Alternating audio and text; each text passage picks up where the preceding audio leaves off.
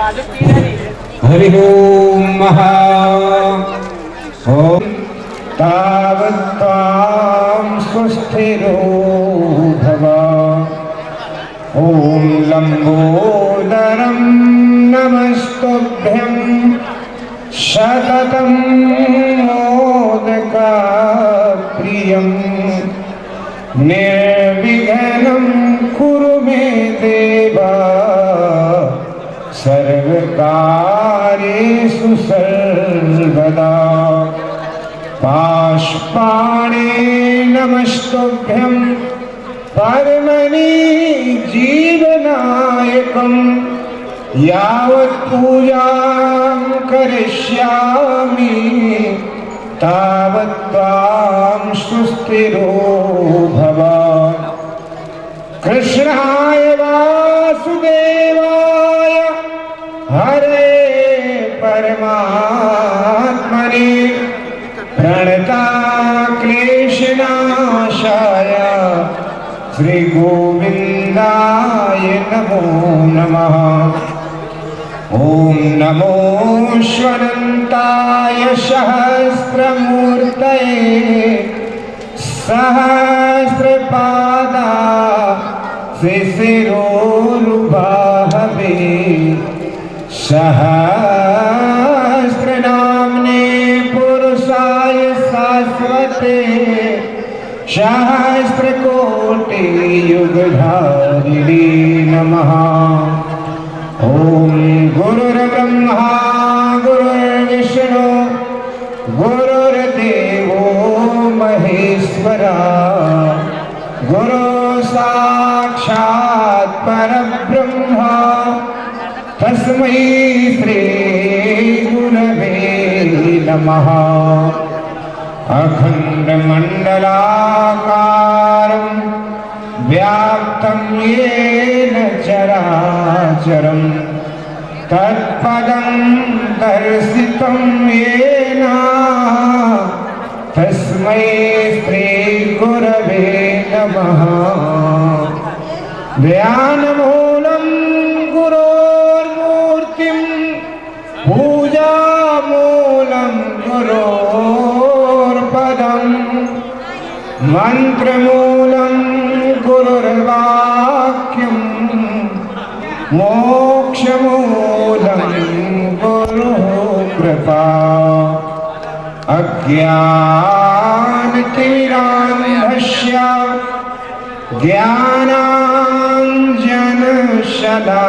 ज्ञानाञ्जनशलाकया चक्षुरुन्मीलितं येन तस्मै श्रीगुरवे नमः। ॐ नारायणं नमस्कृत्यं नरं चैव नरोत्तमं देवीं सरस्वतीं व्यासं ततो जयमुदीरयेता। ॐ ब्रह्मानन्दं परमसुखदं केवलं ज्ञानमूर्तिं द्वन्द्वातीतं गगनसदृशं दशमस्यादिदशम् एकं नित्यं विमलमचलं सर्वधी साक्षिभूतं भावातीतं त्रिगुणरहितं सद्गुरुं तं नमामि। सच्चिदानन्दरूपाय विश्वोत्पत्त्यादिहेतवे तापत्रयविनाशाय श्रीकृष्णाय वयं नुमः। श्रीकृष्णाय वयं नुमः। ओम शांति शांति शांति सुशांतिर्भवतु सर्वारिष्ट शांतिर्भवतु। अब आप सब हमारे साथ साथ आदेश बोलेंगे। आलस तज कर आत्मोन्नति के लिए आगे बढ़ो, सुख शांति का भंडार तुम्हें है भरा। गीता पढ़ो, भगवान के तुम अंश हो, बतलाए गीता तुम्हें पर मोहने रामान सोते काल बहु बीता तुम्हें, तुम हो अजर, तुम हो मर मरने की झंझट छोड़ दो, पाओगे अपना रूप जग का। प्रेम बंधन तोड़ दो, जिस नाम से नीचे गिरे उसके लिए फिर से चलो, गाना फिर आवागमन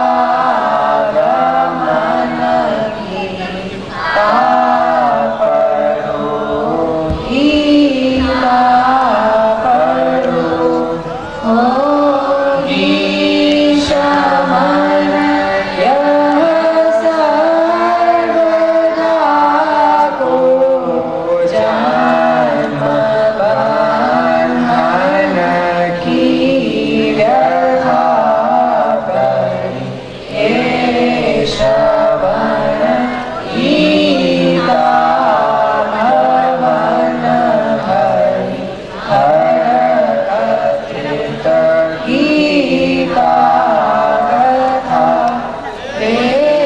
ज्ञान गीता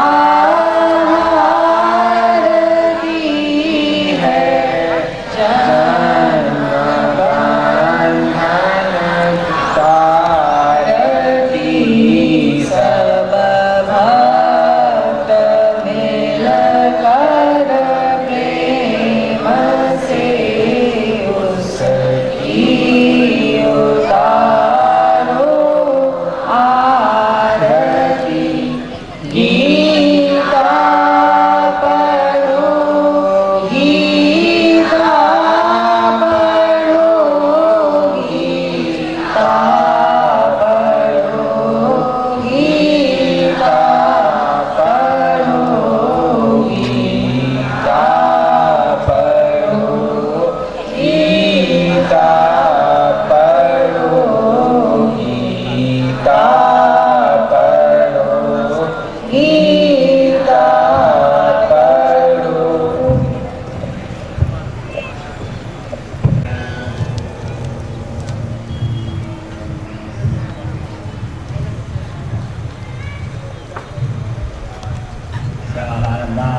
सहनावतु सहनौ भुनक्तु, सह वीर्यं करवावहै,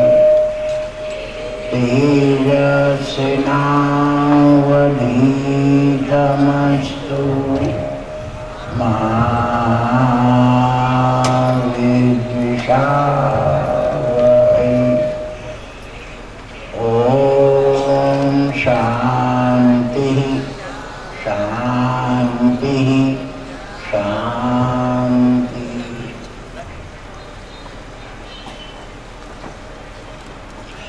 बोलिए भगवान श्री कृष्णचंद्र देव की, गीता मात की, स्वामी श्री हरिहरानंद जी महाराज की।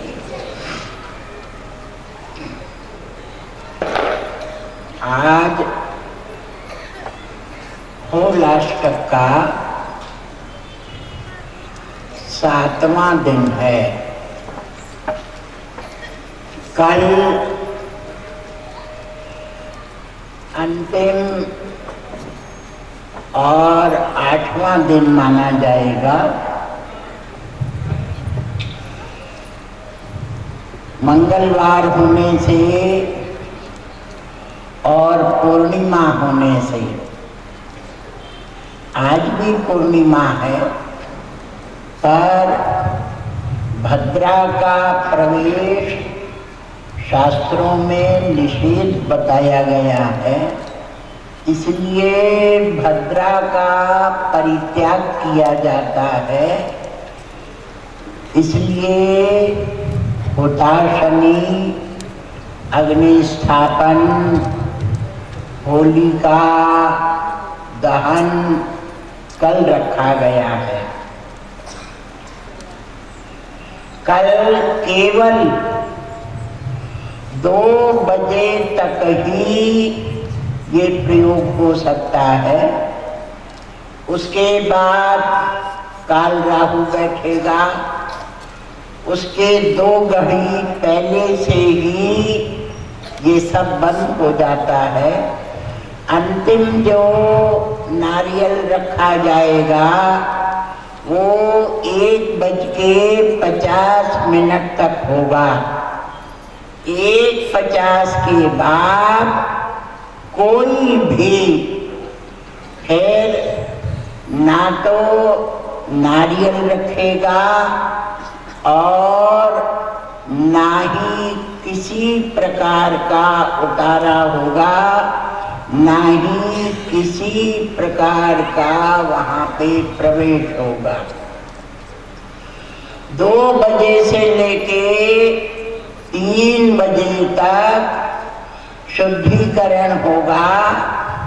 उस स्थान का साफ सफाई करके और वहाँ पे जो पूजन विधि है उसका सामान लगेगा और बराबर 3:45 बजे मंत्र का जप चालू हो जाएगा। 3:50 से मंत्र शुरू होंगे। जैसा प्रतिवर्ष कामना के अनुसार, रोग के अनुसार, ग्रहों के अनुसार एक मंत्र का जप होगा। जप के साथ साथ ध्यान होगा, मुद्रा होगी। आप लोग सब बराबर 4 बजे आके अपना आसन ग्रहण करेंगे। उसके बाद प्रणवोच्चारण होगा, मंत्रों का उच्चारण होगा।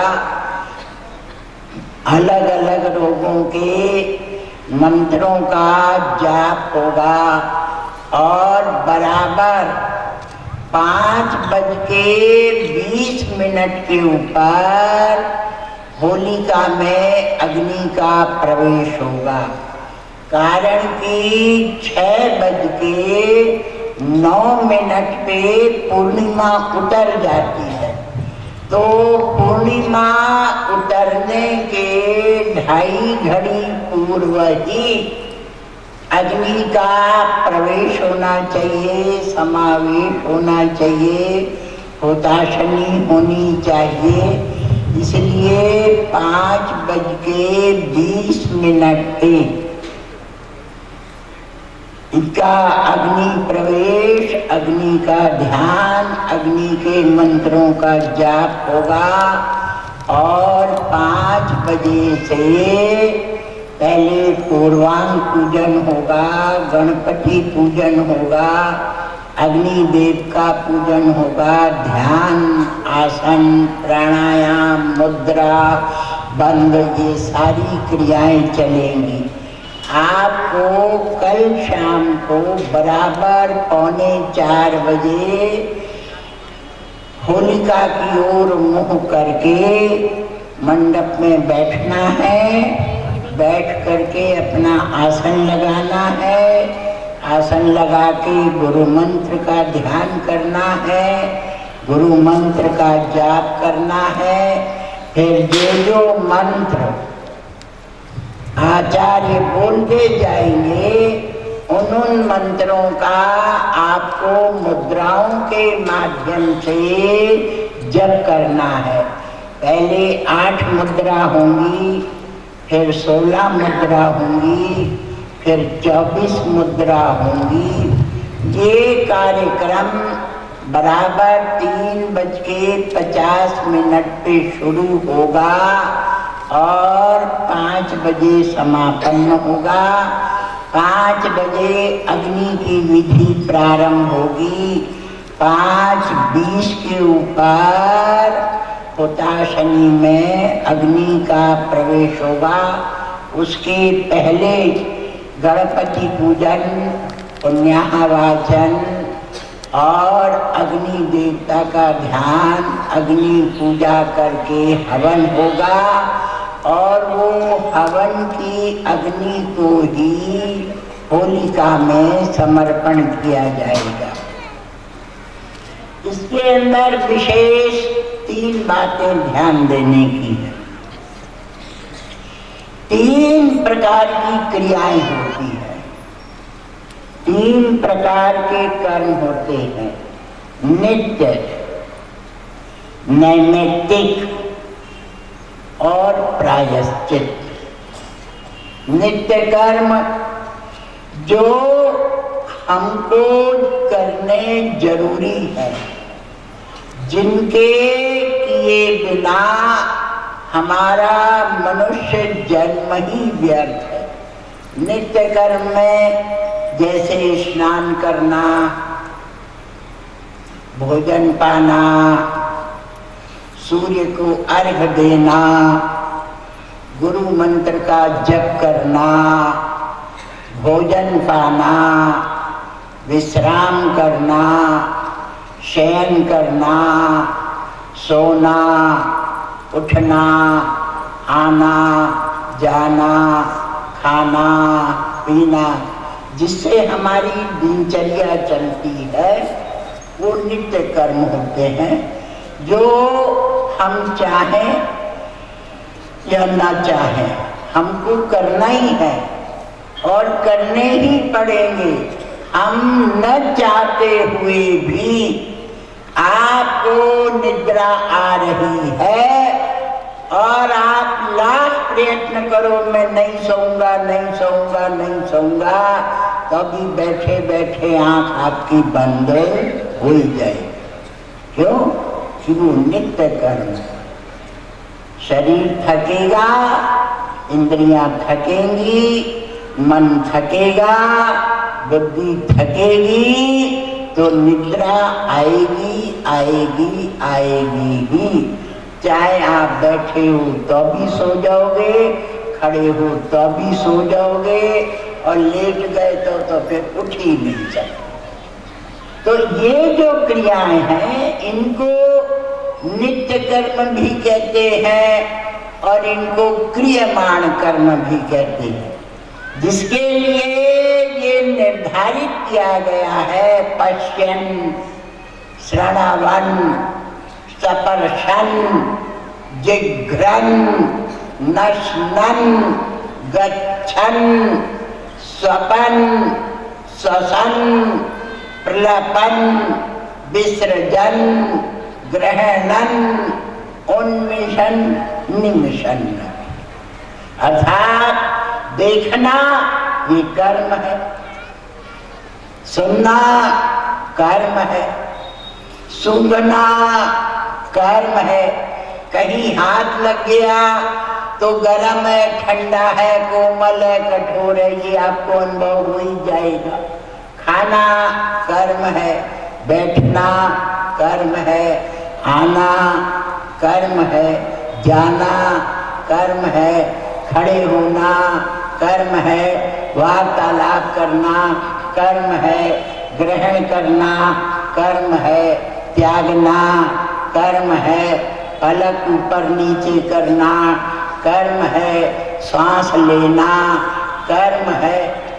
अब आप इनको छोड़ नहीं सकते। आप चाहो या न चाहो सांस तो लेनी ही पड़ेगी। आपको नहीं मैं नहीं लेता, अपने आप अंदर से खींची चली आएगी। ये पलक ऊपर नीचे हो रही है कर्म है। तो ये नित्य कर्म प्रकृति निर्धारित करती है और प्रकृति ही इन कर्मों को जीव से कराती है, जीव को मजबूर कर देती है, विवश कर देती है, इसको करना ही पड़ता है। एक क्रिया हो गई। दूसरे नैमित्तिक, जैसे हम किसी के निमित्त, किसी के लिए, किसी के वास्ते है कोई व्यक्ति दूसरा, वो माता पिता हो सकते हैं, वो भाई बहन हो सकते हैं, वो पति पत्नी हो सकते हैं, वो पुत्र मित्र हो सकते हैं, कोई भी रिलेशन में, मतलब जो वो काम नहीं कर सकता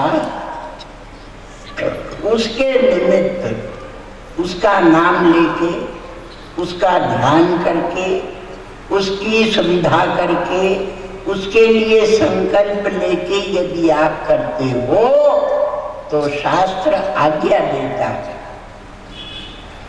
शास्त्र ने विधान बताया है कि अगर कोई स्वयं करने में असमर्थ है, उसका नाम लेके, उसका ध्यान करके, उसके निमित्त से, उसके द्वारा या उसके वास्ते आप मन में संकल्प करते हो तो निश्चित वो उसी को ही प्राप्त होगा और उसका फल जिसके निमित्त से किया गया है उसको ही जाएगा। यदि कोई क्रिया, वो कैसी भी क्रिया हो, उसके लाभ के लिए, उसके फायदे के लिए, उसकी सुविधा के लिए, उसके कार्य सिद्धि के लिए यदि कोई करता है तो जिसके निमित्त किया गया है, जिसके लिए किया गया है, उसका फल निश्चित रूप से उसको प्राप्त होगा। क्योंकि जैसे नित्य कर्म का विधान है ऐसे ही नैमित्तिक कर्म का भी विधान। तीसरा है प्रायश्चित, प्रसिद्ध है प्रायश्चित। कहते हैं मनुष्य के जीवन में नाना प्रकार के दोष, नाना प्रकार के अपराध, नाना प्रकार के पाप, नाना प्रकार का झूठ है, सच है, बहाना है, कोई क्रिया है, हमसे जाने अनजाने बहुत से अपराध होते। कुछ हम जान के करते हैं, कुछ हम अनजाने में भी हो जाते हैं, कुछ हम समझ के करते हैं, कुछ नासमझी में भी हो जाते हैं। तो इनका एक प्रायश्चित किया गया है। प्रायश्चित माने पश्चाताप करना। पश्चाताप करने से वो पाप, वो दोष, वो अपराध समाप्त हो जाता है। पर उसका नियम है, शुभ कर्म का फल अशुभ कर्म का नाश, इन दोनों के लिए साधक को, जीव को गुरु से दीक्षित होना चाहिए। अगर गुरु की दीक्षा लिया है, गुरु मंत्र प्राप्त किया है, तो क्षमा पयन निबद्धानम साक्षिणम शरणम गता। अर्थात कोई गलती हो गई, कोई पाप हो गया, कोई दोष बन गया, कोई अपराध बन गया, तो गुरु परमात्मा का ध्यान करके गुरु मंत्र का 7 बार उच्चारण करने से क्षमा पयन निबद्धान, वो दोष, वो पाप, वो अपराध क्षम्य हो जाता है, अर्थात माफ हो जाता है। ऐसे ही आप कोई पुण्य कर्म करना चाहते हो तो उसके लिए भी मंत्र से दीक्षित होना आवश्यक है।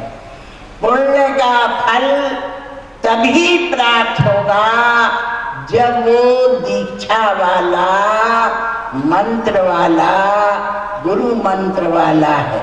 कोई भी कार्य करो, उस कार्य के पूर्व में गुरु मंत्र का जो जप होता है, गुरु मंत्र का उच्चारण होता है, गुरु मंत्र में जो प्रणव दीक्षा होती है, वो आपके किए गए पुण्य को, आपके द्वारा किए गए तप को, आपके द्वारा किए गई क्रिया को पावर देता है, ताकत देता है, जान देता है।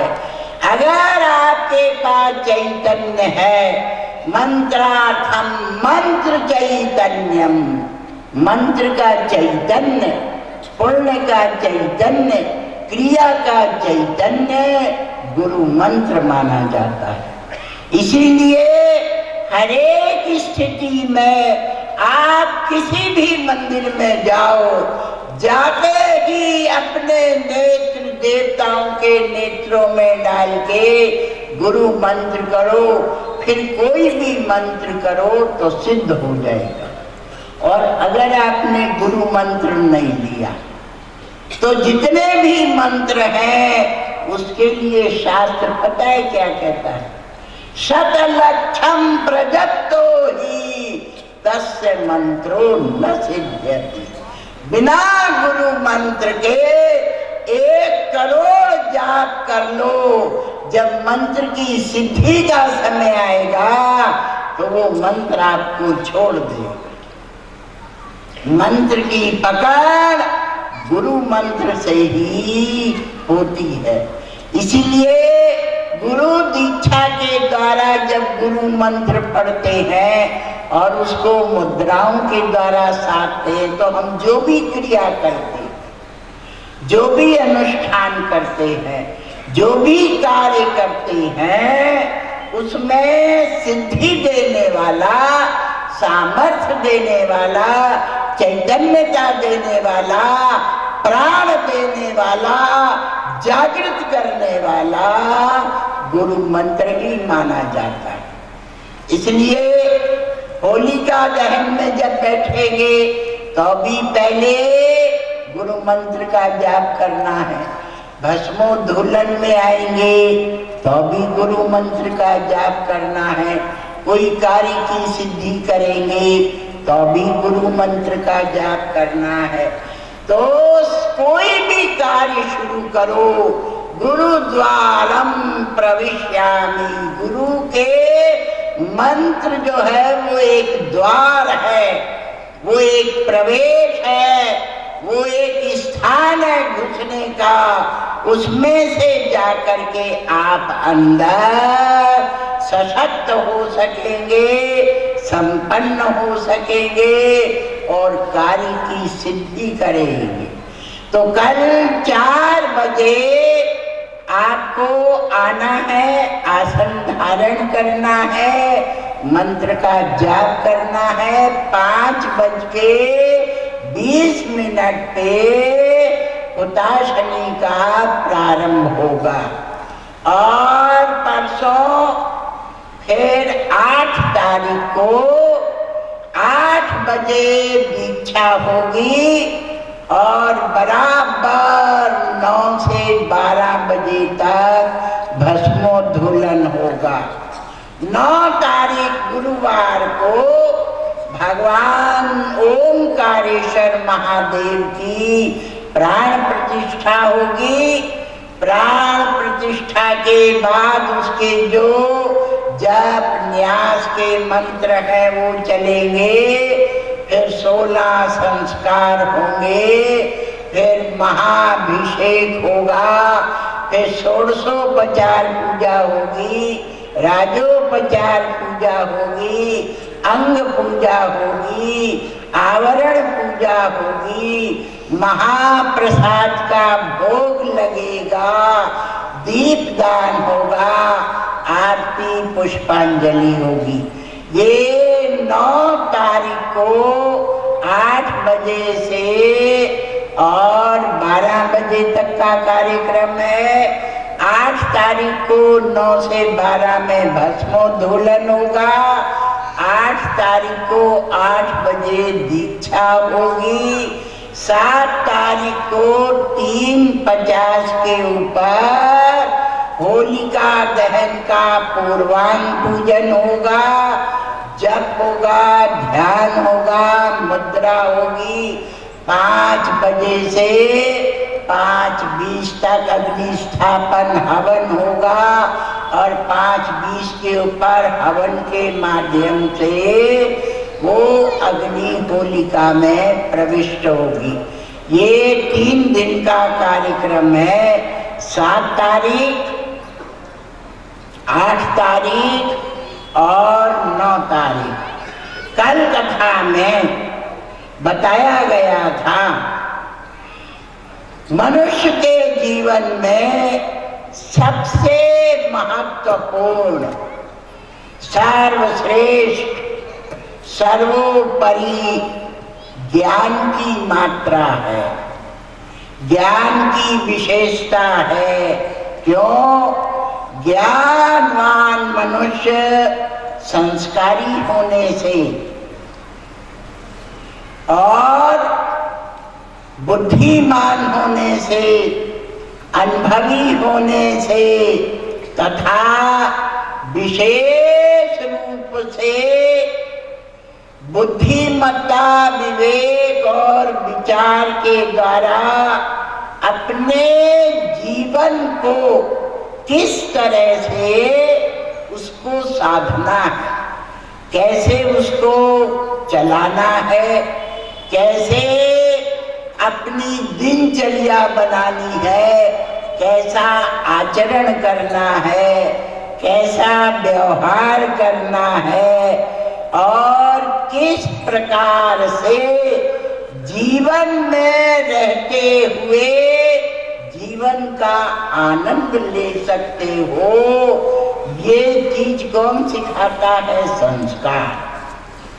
यदि उत्तम संस्कार है, उत्तम ज्ञान है, उत्तम विवेक है, उत्तम विचार है, तो उसके सोचने का ढंग ऊंचा रहेगा, उसके बोलने का ढंग ऊंचा रहेगा, उसकी क्रियाएं ऊंची रहेगी, उसका वार्तालाप ऊंचा होगा, उसका आचरण ऊंचा होगा, जो उसको भी आनंद देगा, उसको भी प्रसन्न रखेगा, उसको भी शांत रखेगा और जो जो उसके नजदीक आएगा वो भी शीतल होता चला जाएगा। इस विषय को लेके सामवेद की छांदोग्य शाखा का एक प्रसंग प्रारंभ किया गया है। महाराजा जैवली और श्वेतकेतु, जिसके अंतर्गत बताया गया बहुत ध्यान से, बहुत ज्ञान से, बहुत संस्कारों से, बहुत चारों ओर से नियमन, संयम, अनुष्ठान से बांध करके रखा गया, तो उनके अंदर से दिव्यता, तेज, प्रकाश, क्षमा, धैर्य, बुद्धिमत्ता जैसे गुण प्रकट हुए।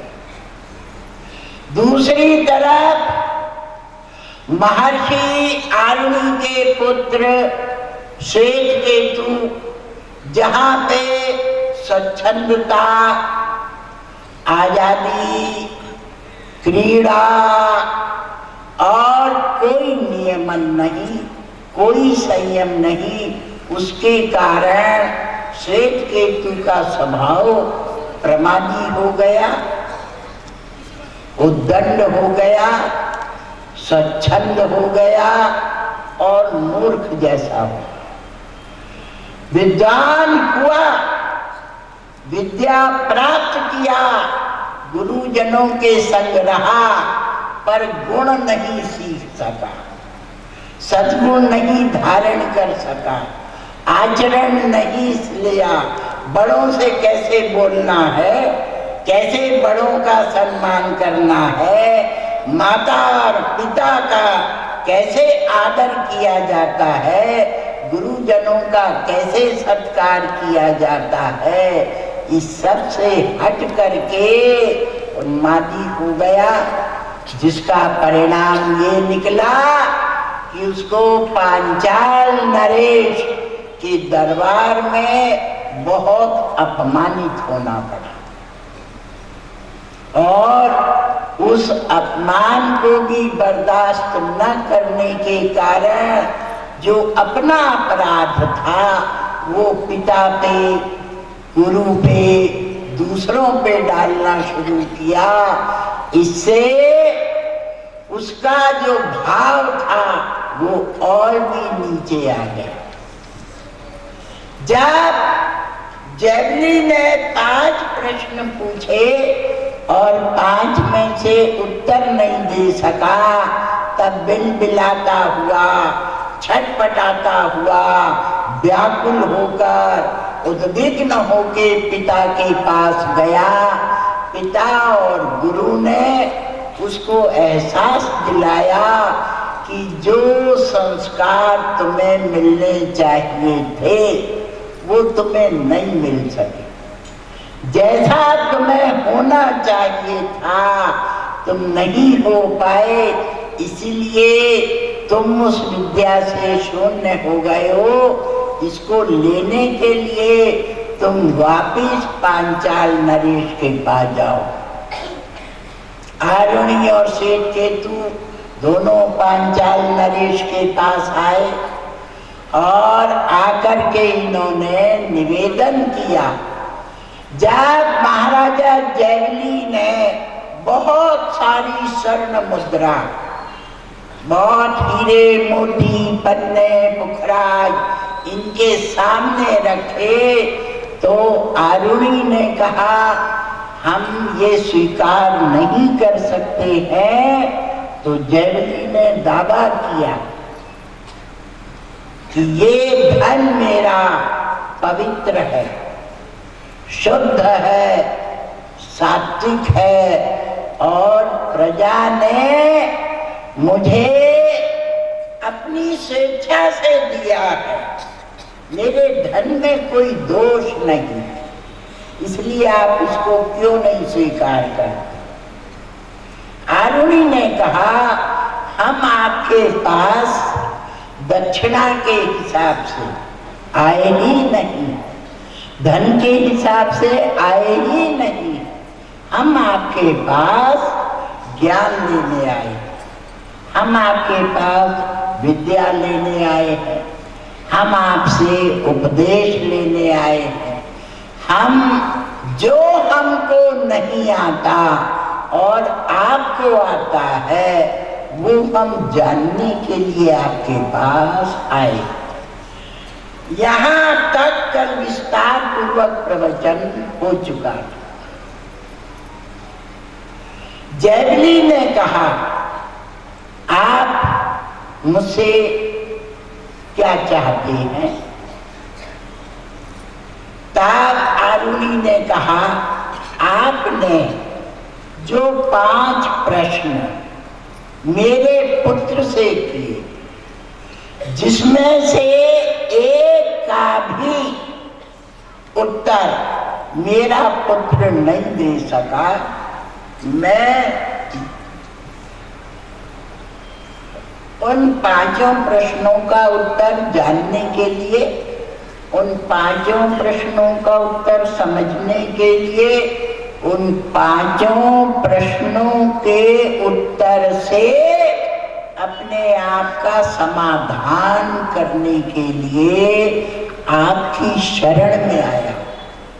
सिंहासन से नीचे उतरे, हाथ जोड़ के खड़े हुए, मैं आपको अपना गुरु स्वीकार करता हूँ, मैं आपके अधीन हूँ, आप मुझे आदेश करें, आप मुझे दीक्षित करें, आप मुझे अपनाएं, आप मुझे स्वीकार करें, पर इन 5 प्रश्नों का उत्तर दें।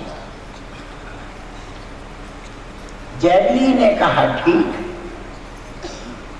यदि आपकी ये इच्छा है, मैंने आपको वरदान दिया, मैं आपको उत्तर दूंगा, और इसके लिए आपको मेरे महल में रुकना पड़ेगा और पहले मंत्र से दीक्षित होना पड़ेगा, फिर मैं आपका विधिवत उपनयन के समान मैं आपकी दीक्षा करूंगा और फिर मैं ये ज्ञान आप।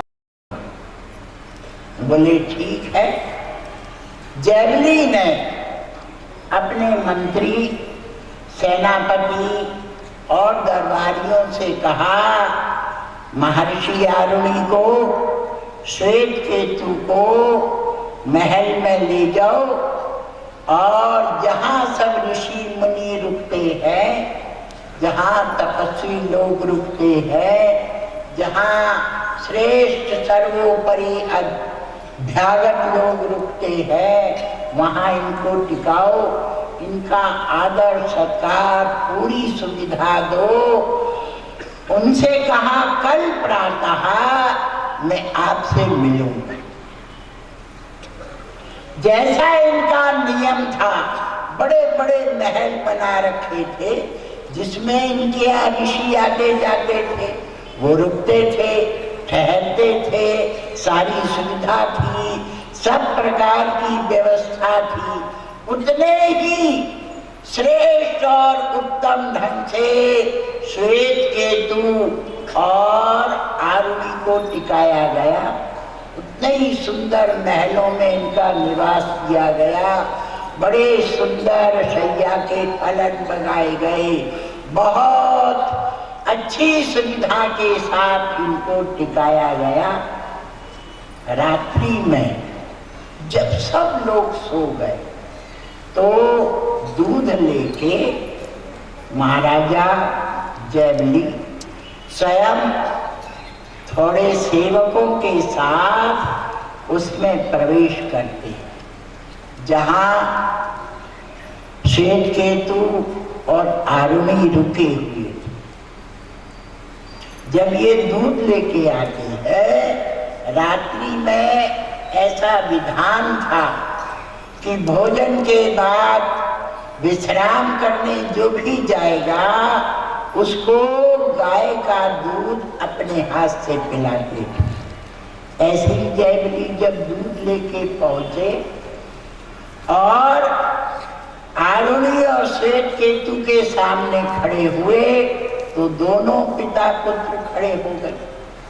श्वेत केतु को आश्चर्य हुआ, इतना बड़ा प्रतापी राजा स्वयं हमारे लिए दूध लेके आया है, और सेवक के रूप में मुकुट नहीं था, आभूषण नहीं थे, सामान्य धोती पहन के आधी नीचे आधी ऊपर लगा के जैसे सेवक आते हैं, ऐसे सेवक बन के दूध लेके कि आप पान करें और मुझे आपसे कुछ निवेदन करना है।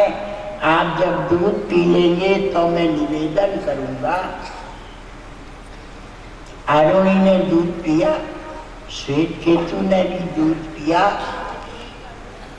बर्तन खुद लिए, सेवक को नहीं दिए, झूठे बर्तन खुद लिए और लेके खड़े हो गए और निवेदन करने लगे, मैं आपसे एक निवेदन करता हूं। जिस समय आपका ये पुत्र श्वेत केतु मेरे दरबार में प्रवेश किया था, उस समय मैंने उच्च स्वर से, कड़क स्वर से जो इनसे कहा था कि क्या आपको आपके पिता ने शिक्षा दिया है, ये शब्द मैंने उच्च स्वर में कहे थे, उसका मैं आपसे क्षमा मांगता। मेरा ध्येय ये था, मेरे दरबार में बहुत ऋषि मुनि आते थे, विद्वान ब्राह्मण आते थे, बहुत विद्यार्थी आते थे। उनसे मैंने ऐसा सुना था कि श्वेत केतु नाम का एक विद्वान बार बार बच्चों को तंग करता है और शास्त्रार्थ के द्वारा दबाता है, विद्या के द्वारा दबाता है। मुझे उनको राहत देना था और इनको एहसास कराना था कि हमेशा चाहे छोटा हो चाहे बड़ा हो, पर वाणी पे नियंत्रण, वाणी पे संयम अति आवश्यक है। बिना विचार किए, बिना सोचे हुए एक शब्द भी मुंह से नहीं निकालना चाहिए। क्यों? और कुछ दिखाई दे या ना दे, पर वाणी से बोला हुआ शब्द निश्चित दिखाई देता। एकदम श्वेत केतु खड़ा हो गया और हाथ जोड़ के बोला, महाराजा जैगली, मैंने अपने हृदय से आपको गुरु स्वीकार कर लिया है। आपका व्यवहार, आपकी सहिष्णुता, आपका वाणी, आपका आचरण मेरे हृदय को बैठा दिया है। मैंने जब ये सुना कि आपकी प्रजा में कोई चोर नहीं है, कोई मदिरा पान करने वाला नहीं है, कोई व्यभिचारी पुरुष नहीं है, कोई गलत क्रिया करने वाला नहीं है, अग्निहोत्र से रहित कोई ब्राह्मण नहीं है, तभी से मैंने ये सोचा इस पृथ्वी पे जिसके संस्कारों के बल पे सारा राज्य बदल जाए, ऐसा तो कोई मिल ही नहीं सकता। और उससे मेरे अंदर शुभेच्छा, सुविचारणा, तनुमांसा, सत्वापत्ति, असंशक्ति, पदार्था भावनी जैसी भूमिकाओं ने प्रवेश किया। मुझे अंदर से बहुत कष्ट था, बहुत दुख था, मैं अंदर से बहुत रोता था और ये जानता था कि मैंने विद्या तो प्राप्त किया पर उसका आनंद नहीं लिया। मैंने मंत्र तो सीखे पर मंत्र के अर्थ का चिंतन नहीं किया। मैंने ज्ञान तो लिया पर ज्ञान का आनंद नहीं, वो मैंने आपको लेते देखा, वो मैंने आपसे अनुभव किया। मैं आज अपना आदर्श, अपना एक विशेष आपको समझता हूं, इसलिए मैं आपसे बहुत क्षमा मांगता हूं। जो मैंने दूसरों के साथ किया, मुझे उस बात का बहुत कष्ट है। मुझे ऐसा व्यवहार नहीं करना चाहिए था, मुझे ऐसा बोलना नहीं चाहिए था, मुझे ऐसा शास्त्रार्थ नहीं करना चाहिए था। आपको देख के, आपको जान के, आपको समझ के, आपके व्यवहार से, आपके आचरण से, आपकी वाणी से, आपके व्यवहार से मैं स्तब्ध। ये सुनते ही जैवली ने तेजी से आगे बढ़ के श्वेत केतु को हृदय लगाया और कहा, प्रातः ब्रह्म मुहूर्त में मैं 5 प्रश्नों का उत्तर आपको देता हूं। जैवली आए, प्रातः काल 4 बजे ब्रह्म मुहूर्त में सब उठे, स्नान आदि करके और अपने पूजा स्थल में श्वेत केतु आरुणी को बुलाया। बुला करके कहते हैं, अब आप मेरे एक एक प्रश्न का आप उत्तर समझो और जानो, और उसके पूर्व मैं आपसे एक निवेदन करता हूं। मैं क्षत्रिय हूं, मैं राजा हूं, मैं संसार में रहने वाला हूं, मेरे पास जीव का ज्ञान है, मेरे पास मृत्यु लोक का ज्ञान है, मेरे पास स्वर्ग लोक का ज्ञान है, मेरे पास आने जाने का ज्ञान है, पर आपके पास ब्रह्म ज्ञान, आपके पास तत्व ज्ञान, आपके पास आत्मज्ञान।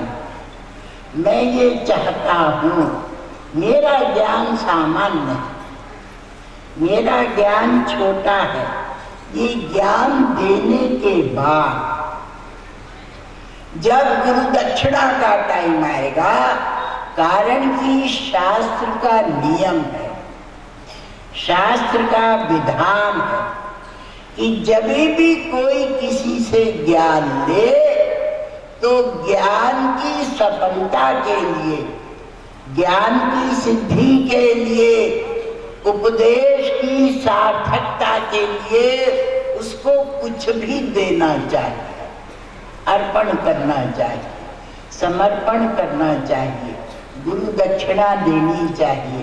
जो देता है तो ज्ञान फलीभूत होता है, और यदि कोई नहीं देता तो उसका ज्ञान फलीभूत नहीं होता, वो वापस गुरु के पास ही चला जाता है।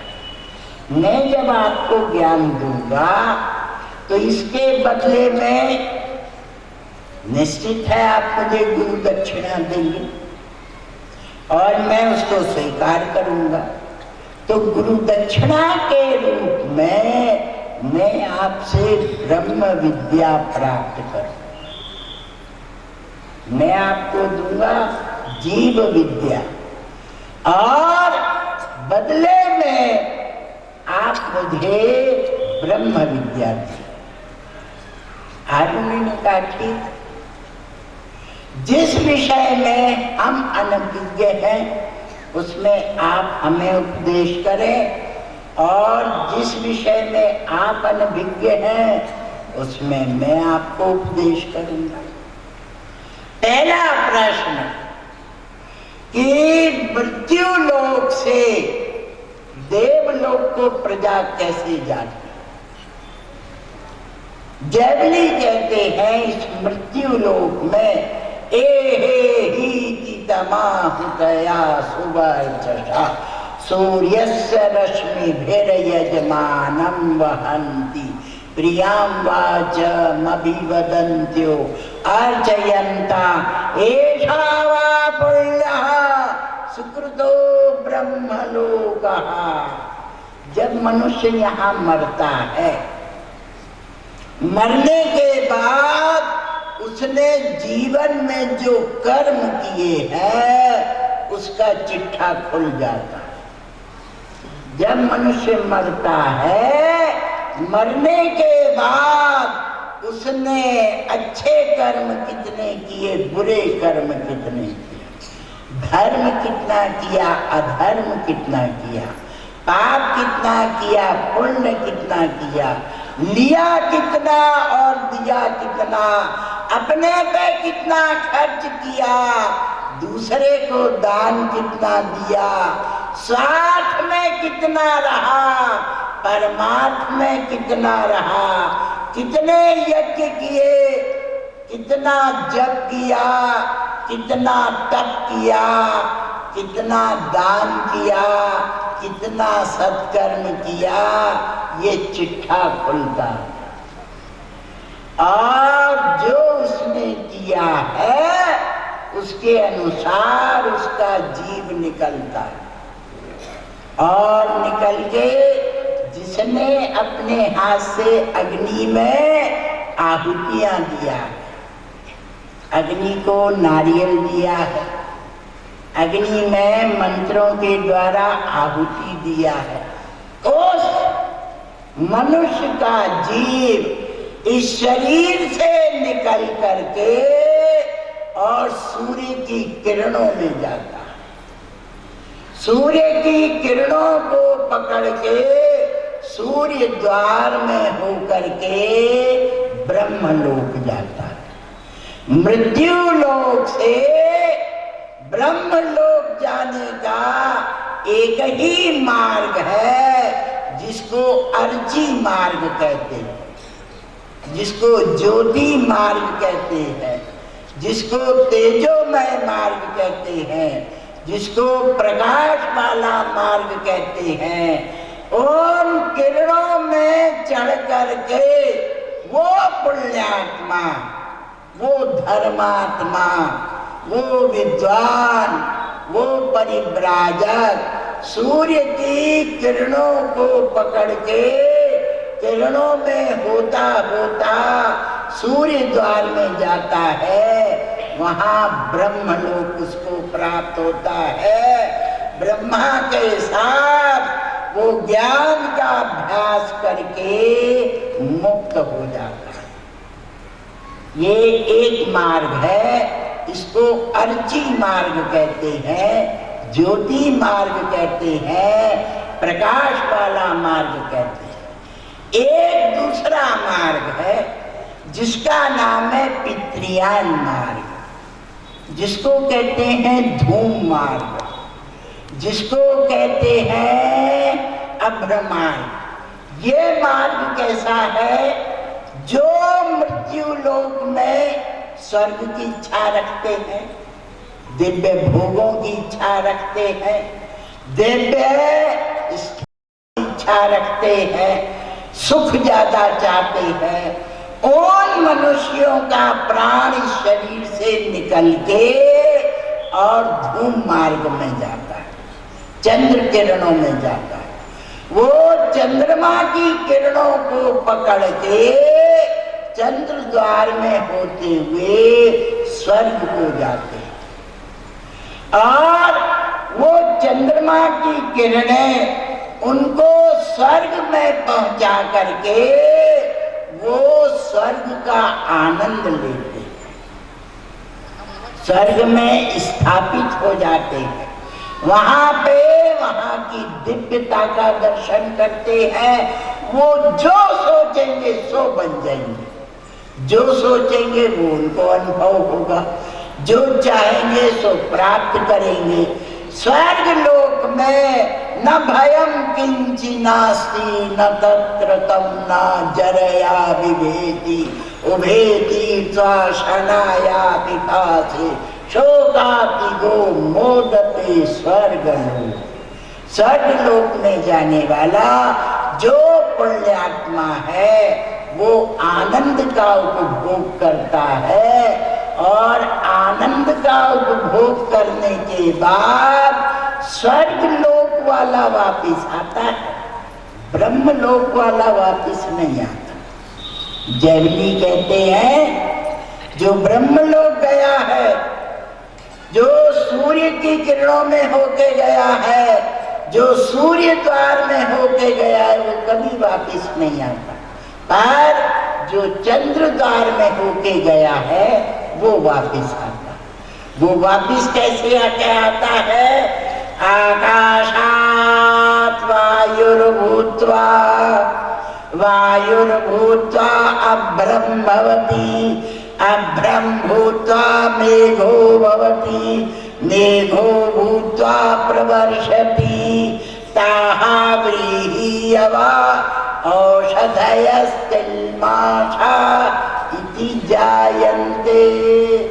स्वर्ग से नीचे जीव कैसे आते हैं? स्वर्ग से उनको पितृलोक भेजते, पितृलोक से उनको धक्का देके आकाश में छोड़ देते, आकाश से वो बादलों में आ जाते, बादलों में पानी की बूंद के साथ वो जीव नीचे पृथ्वी के ऊपर आ जाते।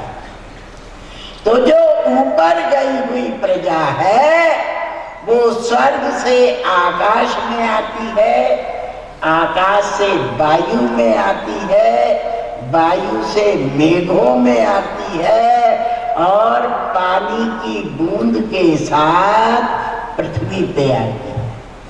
यहाँ से जाने वाले जीव दो तरह के हैं। जो ब्रह्मलोक जाते हैं वो सूर्य की किरणों में होके जाते हैं, जो स्वर्ग लोक जाते हैं वो चंद्र किरणों में होके जाते हैं, और जो ब्रह्मलोक गए हैं वो वापिस नहीं आते।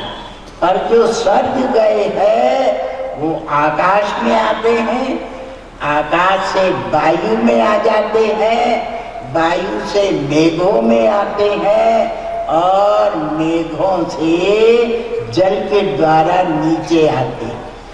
ऐसे मृत्यु लोक से प्रजा ऊपर जाती है और ऊपर से नीचे आती है।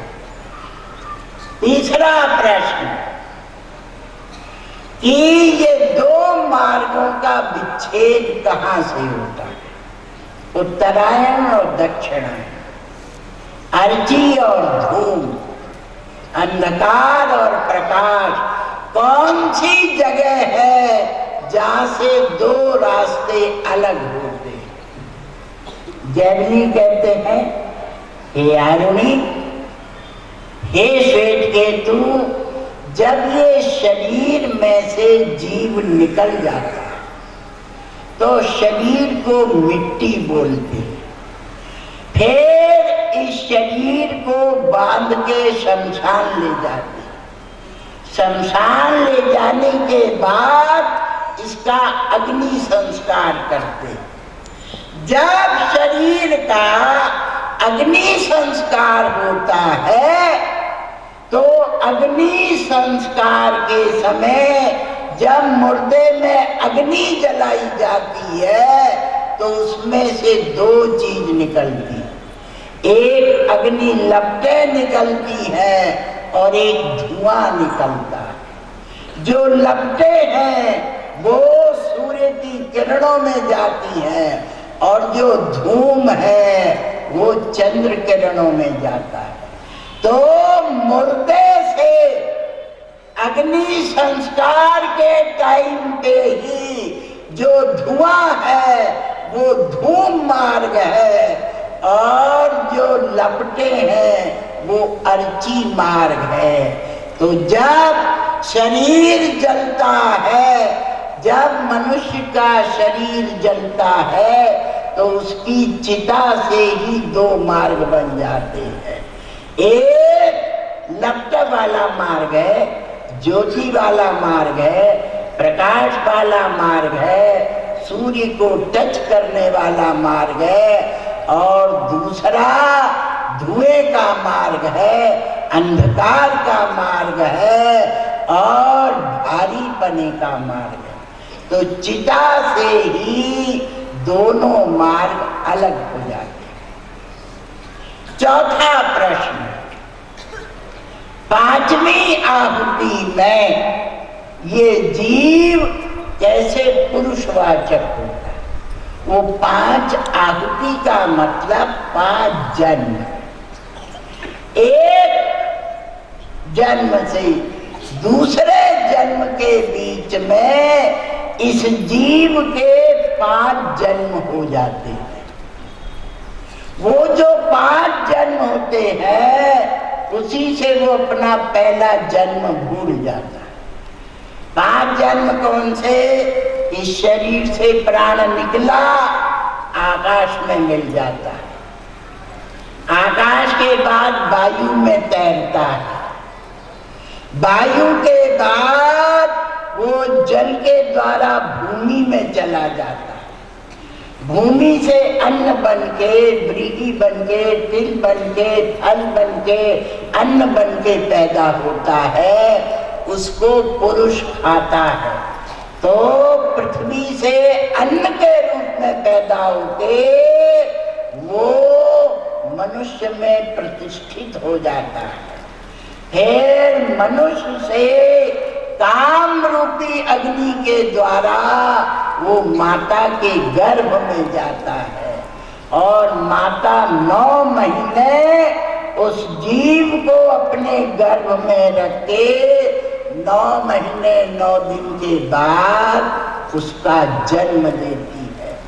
तो जो माता का द्वारा किए हुए बालक का जन्म है वो 5वां है। जो पुरुष से स्त्री में जाता है वो 4था जन्म है। जो अन्न से पुरुष में आता है वो 3रा है।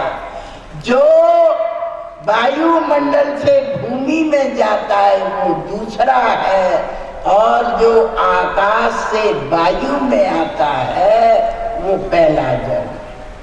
आकाश से वायु 1 जन्म, वायु से पृथ्वी 2रा जन्म, पृथ्वी से अन्न के रूप में पुरुष में आना 3रा जन्म, पुरुष से माता के गर्भ में जाना 4था जन्म। माता जो जन्म देती है वो प्रत्यक्ष प्रमाणिक होता है, ये 5वां जन्म। इस 5 जन्म को वेदों में, शास्त्रों में 5 आहुति के रूप में बोला गया है। यही 5 आहुति है। आकाश है, वायु है, अन्न है, पुरुष है और स्त्री है। ये 5 आहुति में आकर के ये जीव मनुष्य शरीर धारण करता है। चौथा प्रश्न, ये जीव कहाँ से प्रवेश करता है? विदार्य मूर्ध सीमान प्राविसज्जीव रूपतः। ये जीव गर्भ में ये प्राण ब्रह्मरंध्र को फोड़ करके मनुष्य के शरीर में प्रवेश करते हैं, और ये जीव जागृत अवस्था में नेत्रों में बैठता है, स्वप्न अवस्था में कंठ में बैठता है, सुषुप्ति अवस्था में हृदय में आ जाता है। जीव के रहने के स्थान 3 हैं, एक नेत्र है, एक कंठ है और एक हृदय है। और जो ज्ञानी बन जाता है, तत्ववेता बन जाता है, उसका जीव ये तीनों स्थान छोड़ के मूर्धा में आके बैठ जाता है। जीव का प्रवेश मूर्धा से होता है। जीव की स्थिति नेत्र, कंठ और हृदय में है। अंतिम प्रश्न, ये जीव निकलता कहाँ? वहां पे जो मनुष्य आस्तिक है, जो मनुष्य संस्कारी है, जो मनुष्य आचरणवान, उस मनुष्य का जीव अपने कर्म को देख के निकलता है। तभी कहते हैं ना, हमारे शास्त्रों में, वेदों में, पुराणों में बार बार एक बात बोली गई है, अपनी दिनचर्या। प्रातः काल उठो, स्नान करते ही सूर्य को अर्घ्य जरूर दो। सूर्य को अर्घ्य देने के 4 लाभ हैं। एक तो आरोग्यता प्राप्त होती है, एक दीर्घ जीवन मिलता है, तीसरा सूर्य की उपासना करने वाले का कभी वंश लोप नहीं होता, वंश वृद्धि होगी होगी निश्चित होगी। चौथी विशेषता, जो सूर्य की उपासना करता है, मरने के बाद उसके प्राण को सूर्य की किरणें जरूर खींच लेती। और जो उठते के साथ ही भ्रष्ट की तरह, भोगी की तरह, अपराधी की तरह संसार के कामों में, शरीर के कामों में, निद्रा के कामों में, स्वास्थ्य के कामों में लग जाता है, उस मनुष्य का प्राण मल मूत्र त्याग इंद्रिय से निकलता है, जो अश्व योनिम्बा, शूकर योनिम्बा, चांडाल योनिम्बा। वो घोड़ा, गधा, कुत्ता, चांडाल, पिशाच बनता है। और जो सुबह होके देवताओं का यजन करता है, देवताओं का पूजन करता है, देव मंत्रों का जाप पाठ करता है, दीप जलाता है और सूर्य आराधना करता है, उसका जीव ब्रह्मरंध्र को फोड़ के निकलता है, उसका जीव कनपटी से निकलता है, उसका जीव नेत्रों से निकलता है, ज्योति में होके जाता है, उर्मी में होके जाता है, प्रकाश में होके जाता है। अग्नि अपने आप उसको लेकर के ऊर्ध गति में ले जाती है। इसीलिए कहते हैं प्रातः का जो नियम है वो मनुष्य को ऐसा साधना चाहिए। प्रातः काल आपका अपना समय है, आपका अपना कर्म है, आपका जीवन और आपका मरण सिर्फ प्रातः काल के ऊपर आधारित है। जिसका प्रातः संभल गया उसका जन्म संभल गया, और जिसका प्रातः बिगड़ गया उसको कभी कोई सिद्धि नहीं मिली, कभी कुछ प्राप्ति नहीं होती।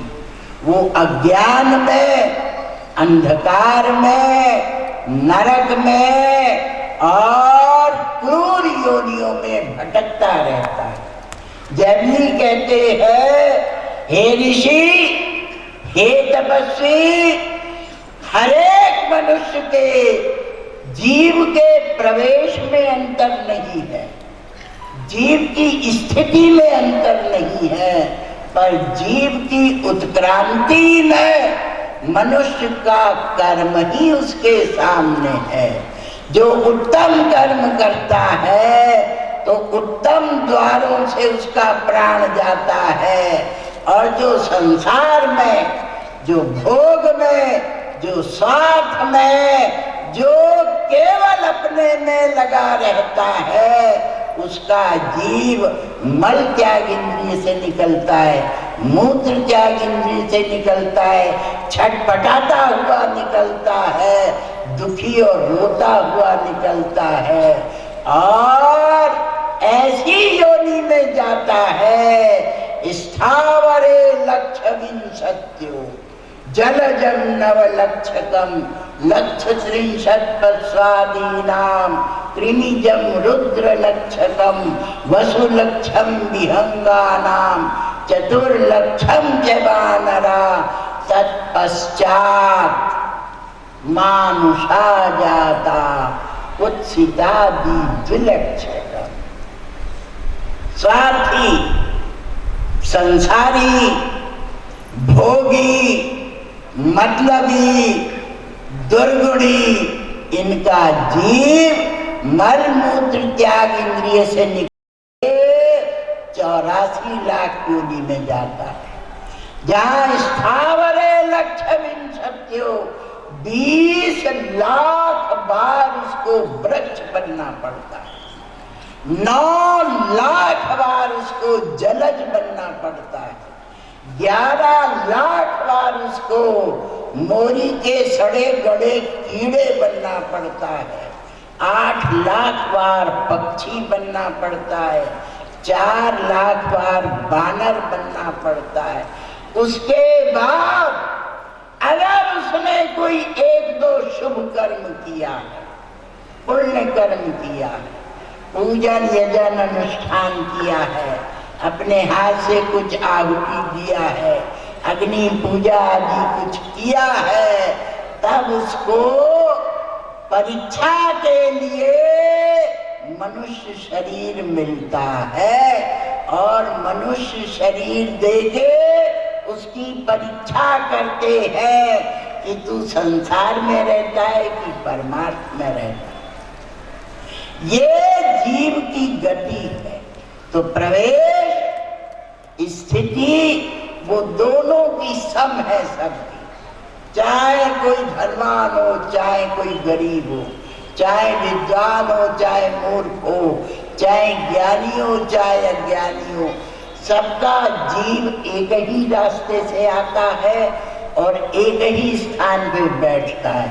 काल उत्क्रमण काल में जीव के निकलने में जीव ने जीवन में जो कर्म किए हैं वो उसके सामने आते हैं।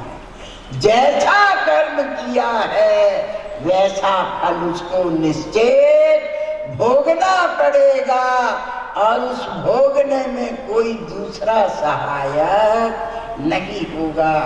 ये मैंने 5 प्रश्नों का उत्तर आपको दिया है। अब इसके उपलक्ष्य में आप मुझे ब्रह्म विद्या प्रदान करें। तो यहाँ पे आरुणि ने इनको ब्रह्म विद्या ओमकार का ज्ञान दिया।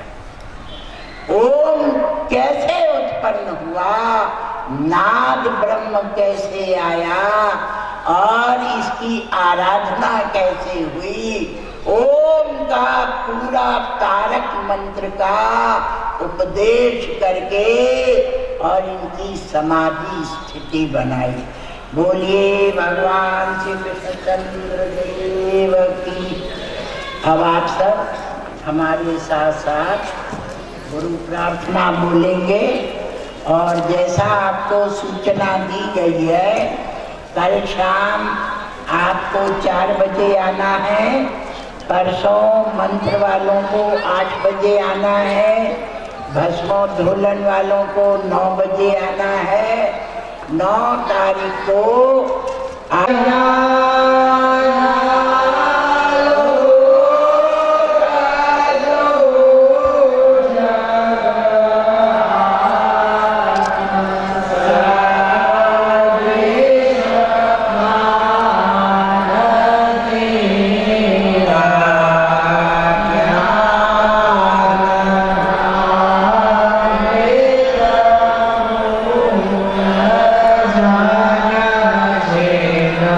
Oh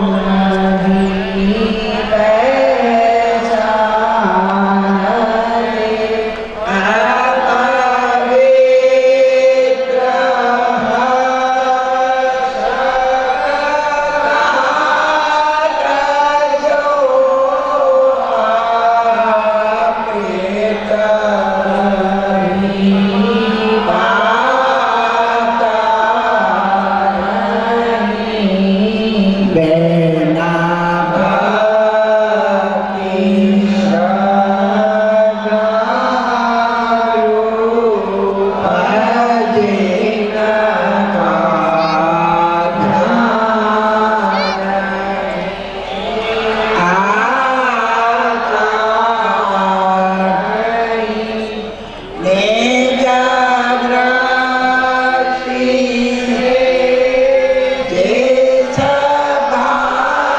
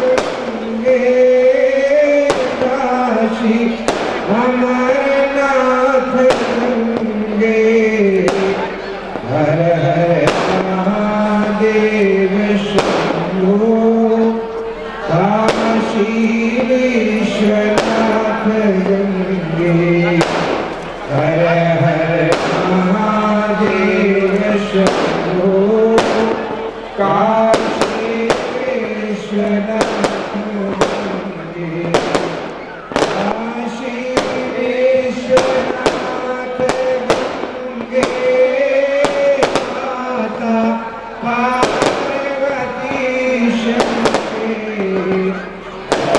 हर महादेव शंभो काशी विश्वनाथ गंगे हर हर महादेव शंभो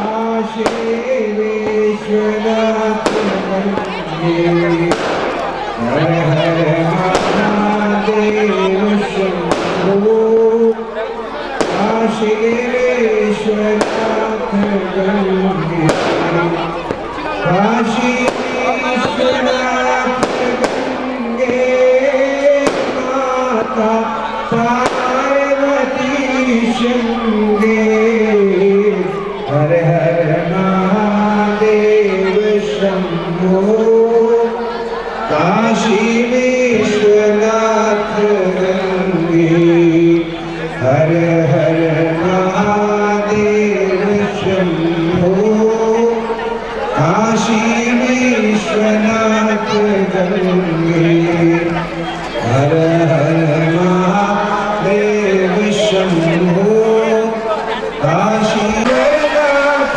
गंगे हर हर महादेव शंभो काशी विश्वनाथ गंगे हर हर महादेव शंभो